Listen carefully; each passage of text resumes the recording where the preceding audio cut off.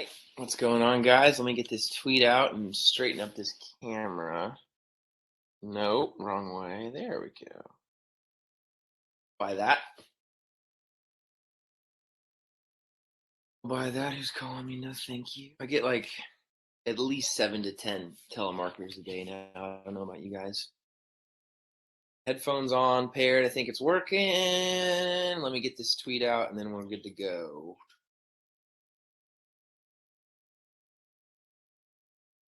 Cool. Cool. Yeah, I think we're good to go.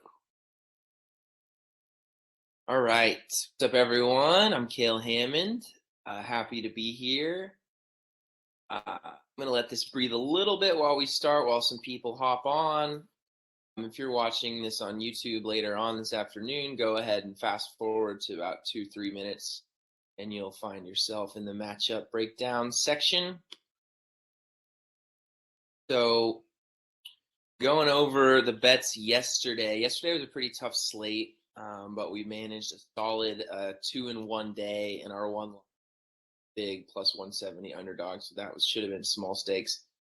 But we won on Corentin Moutet versus Thiago Monteiro. He beat him 6-4, 6-4, covered his -2.5 games spread. That was fun to watch. That was my first full match of Moutet that I got to watch this year, and he was super impressive. He didn't miss much. He played very smart, and he beat a guy who was playing fantastic tennis. I was seriously impressed with Monteiro. His ability, he's obviously, from Brazil. Clay's probably his best surface, but man, he looks pretty good on a quick hard court. Monteiro's ability to find his forehand, like even when the court doesn't help him run around it, it was seriously impressive, and he was not missing many forehands at all. It was tough for Moutet. Moutet had to fight and scrap and, find a way, but clearly Moutet is playing really well. He's confident. He started the year hot last year. He's starting it hot again. And this was cool, though. Like, it was close, and it was, we were worried that Monteiro was going to break him early on in the second, but Moutet was so smart in how he went about that match.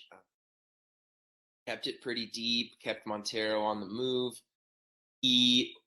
When he had a backhand sometimes, and Monteiro was shifting over to try and get his forehand, Moutet did a good job of surprising him by going down the line. He had a couple clean winners on safe, repeatable shots down the line. But most importantly, this is interesting, and this is what we talked about Nishioka having a good matchup against Monteiro. These counter punchers, Monteiro's super, super aggressive. It's a huge ball, wants to finish the point with his forehand. And if Moutet let him do that and stayed from the baseline, I think Monteiro would have won this match. But it was so smart from Moutet, who knew he wasn't going to outlast Monteiro from the ground. So he found his way forward on some good approaches, some not so good approaches.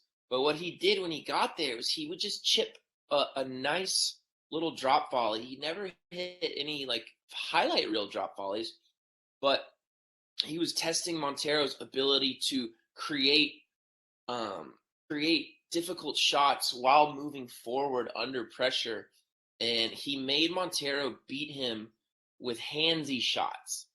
Like, he made Monteiro come up with handsy shots, running slices, chips, and just cat and mouse type points. And almost every big point ended with Moutet hitting a standard drop shot and a Monteiro miss running forward. So Monteiro is clearly playing well. I think in the 3 out of 5 early couple rounds in Australian Open, his fitness is supreme. He was all over the court side to side. Moutet couldn't put it past him with a ground stroke winner. He was getting there. That's why he ended up, drop shotting and bringing him forward. Great strategy against Monteiro. Glad Moutet got the win for us. But I think Australian Open moving forward, and it's going to be 3 out of 5.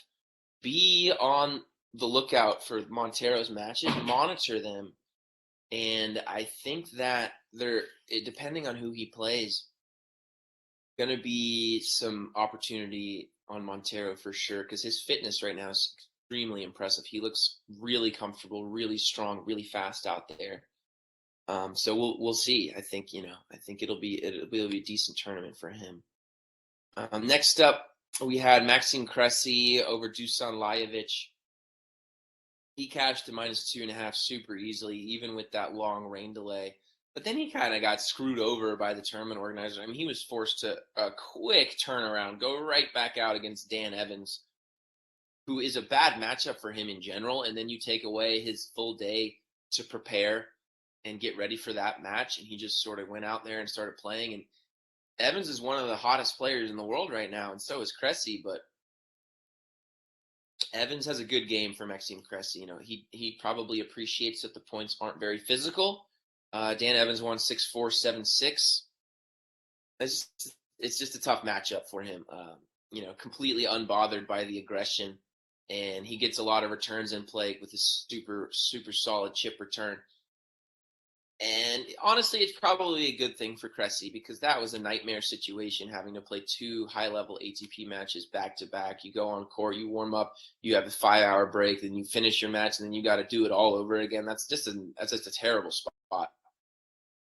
I was asleep, but I mean, that would have been a good bet for Evans depending on the line. So, look, Maxime Cressy's, until further notice, I mean, he's a great bet no matter who he plays. He plays Isner first round in the Australian Open.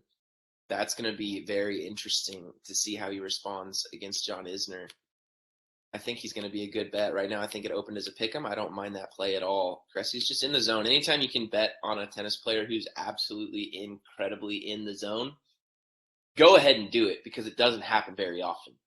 And if you lose, it'll still be a fun match the way he's playing. So we'll get there later, though. I'm going to do working on it after this today, a full ATP draw breakdown, Australian Open. It'll be a long video, but I think it'll be fun. Hopefully it'll help everyone out. So I ended up betting Alexander Vukic plus 170 over Kokkinakis just because Kokkinakis played so much tennis recently. I was hoping that he would run out of steam. That wasn't the case at all. Vukic won the first set, which was nice. Anytime you have a plus 170 underdog, save 8 break points in the first set and get through that set, that is an automatic hedge. If you see that he was your underdog was a little bit lucky to win that first set, definitely flip and take the other side hedge to get out of your initial bet, or even more if you think that if it's if Kokkinakis sitting there plus 200, you got a plus 170 and a plus 200. That's a free roll. That's nice. I think especially we've seen so many comebacks, so many bad beats recently. If you're betting tennis often, I personally think that cashing out when you get a chance, especially when you have an underdog initially, is a solid play. Just take the money and run. Unless you think that the underdog's going to keep winning. But in that case, Vukic was lucky to win the first set. So if you have an underdog lucky to win the first set, I would get out of that for sure. I was asleep, so I didn't hedge out. But like I said, this week I'm not betting very much, so it really doesn't bother me at all. Our women's match, Alison Risk, was a push. She was down an early break to Madison Brengel, but Brengel was struggling. She was like stretching out her hip or calf or something. That's not a good sign heading into the Australian Open. But she retired at 3-all, so a push is fine. Roman Safwin -2 over Chris Eubanks was a push. That was a weird match. It looked great, 6-4 first set, and then he had like 7 break points in the first game. Couldn't convert any of them, and then just dropped that set 6-1. So that was going to be a loss. But he rebounded and won the third set 6-1. So it's like nice and frustrating at the same time. He was clearly the better player and just could not convert those break points in the second set. And then I think when a lot of times you'll see a player fail to convert, a handful of break points early on in the set, they are very likely to get broken in the next couple games. And that's exactly what happened. So today, look, it's obviously a pretty tough slate. We got some pick'ems, close, just good matchups in general. See what we got going on in the chat. Okay.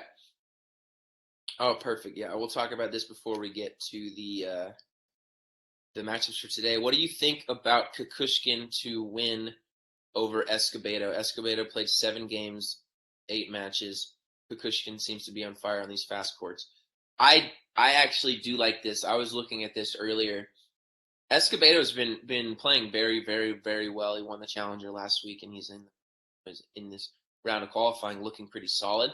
But if I'm not mistaken, Escobedo played Kukushkin in, I want to say, Indian Wells qualifying. And those courts are perfect for Ernesto Escobedo. When he has time to hit his super heavy shot. Yeah, Escobedo beat Kukushkin 2 and 4 at Indian Wells qualifying, and now they're playing in under different circumstances, different courts. Yeah, I totally think that Kukushkin is not the worst bet in the world with his flat, deep ball strike all the time. I think that's a fine play. I really do. I might sprinkle a little bit on that. What do we have? Kukushkin on the money line there. Let's see. I think Escobedo was a 3-game favorite. So we'll probably see a plus 170 or something. Where are you, Ernesto? Where are you?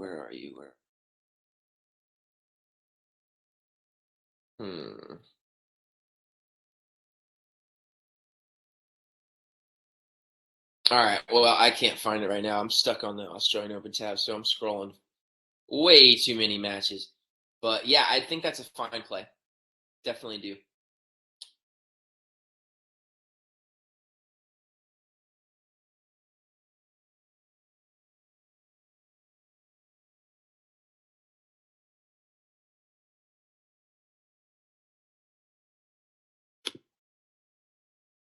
Wow, my bad.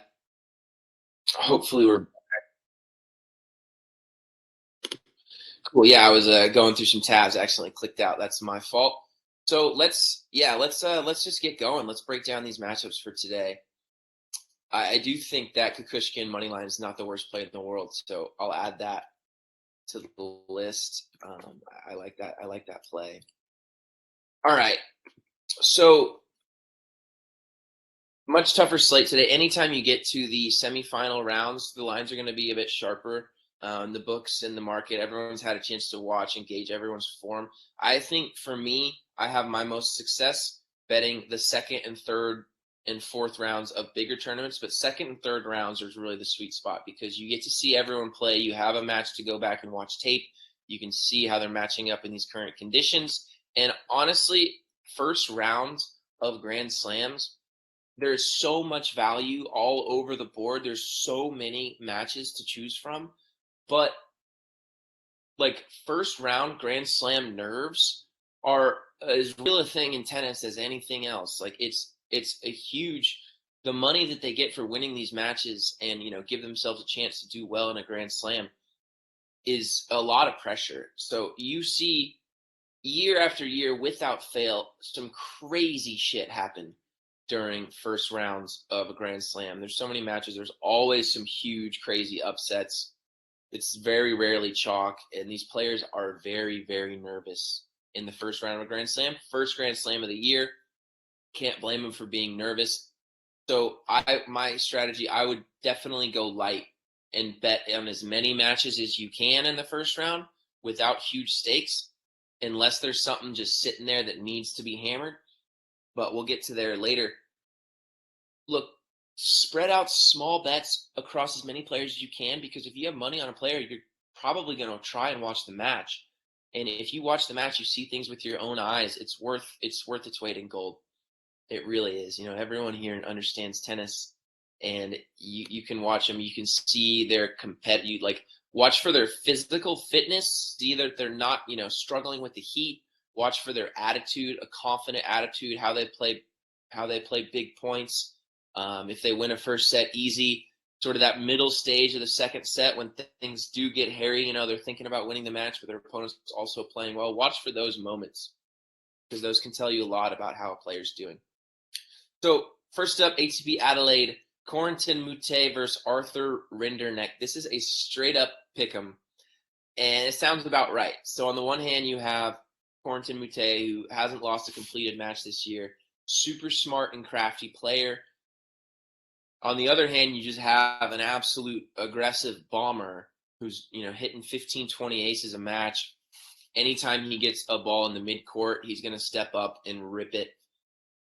So this is a tough one. I'm honestly not sure. I've seen some people on Moutet. I've seen some people on Rinderknech. I understand where both people are coming from. UTR, their matchup statistics give Rinderknech a slight advantage, but that is possibly because of Rinderknech. Rinderknech finished the year pretty strong, but Moutet did not finish the year that strong. And a lot of their stats are from the last 3 months. And so they probably have yet to factor in, his current form in this tournament. So I think it's a little closer than UTR has it. But if I'm probably not going to bet this one. If I had to bet, I would probably just trust Moutet because I watched him last night and he was definitely very impressive. And I don't think Arthur beating Karen Khachanov is anything to write home about. Karen Khachanov's not the greatest player in the world. If he serves well and plays well, he's good. But the Karen Khachanov's just super sketch. So I'm glad that Rinderknech beat him. That plus 3.5 game spread, they moved to 3.5. That's super nice for Rinderknech. So that was a good bet. Anyone who was on Arthur yesterday. Yeah, I mean, I don't really know about this one. I haven't seen them play each other. Moutet's playing well. So is Rinderknech. Rinderknech's got the serve free point advantage. I don't like opposing players who are going to get 15 to 20 more free points. But then again, Moutet clearly has the smarts, and I think he'll be able to frustrate Rinderknech. So I honestly can't tell you which way to go on that one. I'll probably place a small bet on Moutet, but not gonna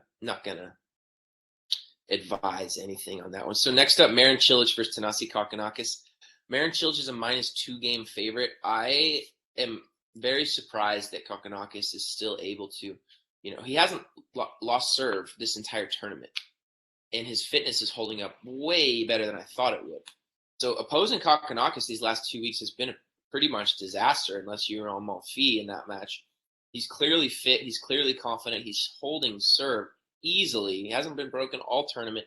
I do think that fatigue could be a factor against Cilic because Cilic is going to be pushing him side to side the whole time.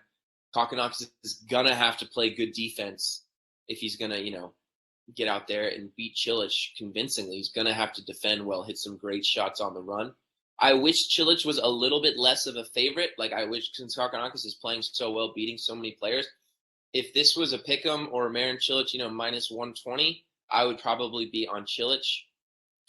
But there is a bet here that I like that I would love everyone to get on, and I had it on Bovada for +120, and that will there be a tiebreak in this match? And +120, yes, I think is a phenomenal bet. Bovada limited me pretty hard, so I can only get down $50 on it. But if you're not limited on Bovada, hopefully you will be after watching these videos for long enough. But look for that on your books. If they have that in the plus money range, I think that's a great bet. So that's going to be one of our plays today. +120, will there be a tiebreak? Let's go with yes, because Kokkinakis has not been broken all tournament. Cilic is extremely tough to break. And yeah, I think first set tiebreak is not a bad play at all. So that's what we're going to go with there. I think that's a fine play. Next up, we have ATP Sydney. We have Dan Evans versus Aslan Karatsev. This is going to be a great match. Dan Evans hasn't lost a match all year. These quick conditions and these super lively balls are perfect for him. So these Dunlop Australian Open balls, when they're fresh, they're absolute BBs, and you can pretty much do whatever you want with them. They're light. You can put shape on them. You can strike them flat. I bought a case a while ago of these Dunlop Australian Open balls, and I'm sure I got the old shitty versions, and they're using the new fresh, but it's still the same ball. And on a fast court with these fresh balls, yeah, you can play some fun tennis. And they do get fuzzed up pretty quick, but they use 8 balls or something like that with these pros, and they change them after every 6 games. So they pretty much have fresh rocks the whole time, unless it's like a Jaime Munar versus a Tiago Montero type match, in which case those balls would get very fuzzed up. But in this, Karatsev flat, Dan Evans slice flat. I don't think the fuzzing of the balls is going to be an issue. So the conditions are perfect for both players. We've been on Karatsev twice this week, and he's looked fantastic, and he's got the job done twice. Against Karatsev against Sonego, I watched that match, the whole thing, so I'll break it down. Karatsev, we talked about that yesterday. Sonego's a very good player, but he has that windy forehand, and he drops his wrists late and brushes up on the back of the ball at the last second. So he's able to get a ton of action and spin on that ball. But against a guy like Karatsev, who's hitting it super deep, hard, and flat, I thought that Sonego was going to struggle on his forehand wing, handling that ball over and over again. And on a couple big points in the third set, Karatsev just hit it hard middle. Sonego ran around a forehand, and he totally fucking shanked it out of the stadium. So that made me really happy, because that was a big point early on for Karatsev to roll that third set. And that just made me happy, because that was some decent analysis there. He just has that whippy, windy forehand, and it's a very good forehand. But when he has the tendency to get rushed on these courts, I think his margin for error with that swing is a little low. And Karatsev's just always out here, out in front, everything moving forward. This is going to be a good match. I really have no clue. Evans has been winning. Karatsev has been winning. One thing that I think is interesting in this matchup, though, is what Dan Evans is going to do with his short slice, his short angle slice. So Karatsev is so good when he's able to take the backhand on the rise and, level it out and swing down on it and, and not have to hit up on it. He is so money from the waist high position, but when he has to brush up on the ball, it's certainly a little bit more difficult. And that's why I think that was my analysis for when Dimitrov played him at the Australian Open. And I'm pretty sure Dimitrov had to withdraw in that match, but that was looking pretty good. His slice backhand on these quick courts against Karatsev's backhand. Anytime you can force Karatsev to hit up on the ball, you're doing yourself a huge favor, because it's got to drop, and he does not hit with very much spin. So he does have a tendency to miss balls long, by a handful of inches a little too often. Look, Karatsev also needed a medical timeout after hurting his leg on his patented, beautiful, he takes that one lunge step and then just slides into an open stance forehand. And it's incredible to see the leg strength, the lower body strength that Karatsev has, especially on that shot, is terrifying. And that's one of my favorite shots on tour is the one lunge Karatsev slide, and then he slaps a forehand. But look, this is obviously a toss-up. It's pretty much a pick. Karatsev is a slight underdog, but I do like Evans in these types of matchups. Karatsev beat him in Dubai last year, but that was when Karatsev was on a tear. He ended up winning that tournament. So I think this time around, if I had to choose, I would give Evans a slight edge, but Karatsev looks fantastic. So if you want to bet Karatsev, that's fine for me. Don't stake much either way. I'll probably place a small bet on Dan Evans -1 just because of his variety and his ability to trouble these types of players. Karatsev has one gear, and Evans can win a match in many different ways. And Evans started out strong last year. He won the Melbourne tournament. So, I have no issue with a bet either way, but I'll probably place a small bet on Dan Evans -1. Last matchup of the day, we got a quick video for you, so we'll get that up on YouTube soon, is Andy Murray versus Reilly Opelka. And this is another straight pick'em. And so I'm happy to see Reilly ripping and having fun on the court, get some much-needed wins. I did not think he was going to beat Nakashima yesterday, so that's a good win for him. His serve in these conditions, serve any condition is just a nightmare if he's hitting it. But I think Andy Murray is a decent play here.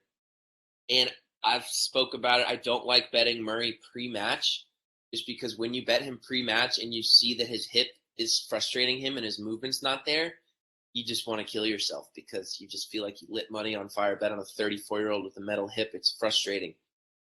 But here's one thing, and the analysis here is a little too simplistic for my taste, but it is something worth looking into. And that Andy Murray, his combined record against John Isner and Ivo Karlovic is 15-0. He's never lost to a quote-unquote serve bot of the first team all serve bot, a John Isner, Ivo Karlovic. 15-0.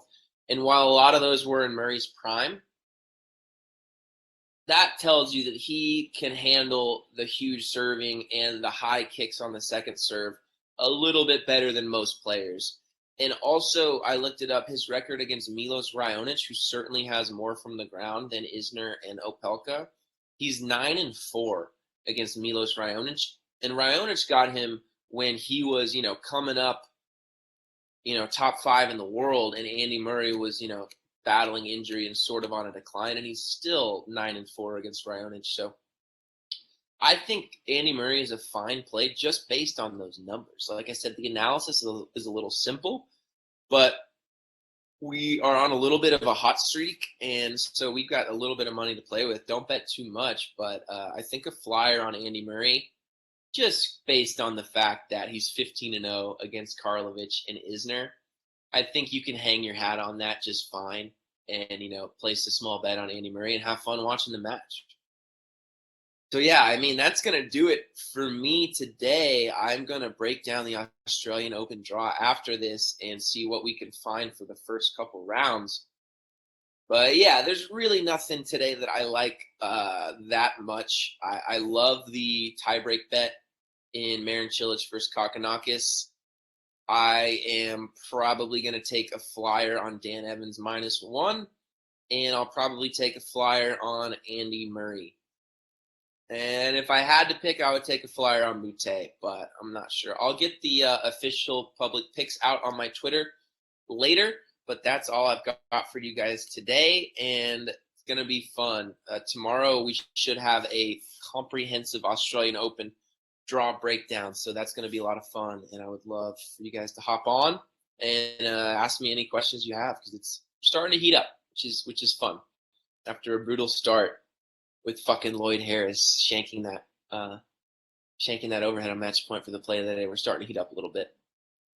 So yeah, I'll see you guys tomorrow. I'll probably brush over the finals, but then we'll get breaking down the AO. I think that's going to be fun. Thanks so much, guys. Have a good one. Best of luck.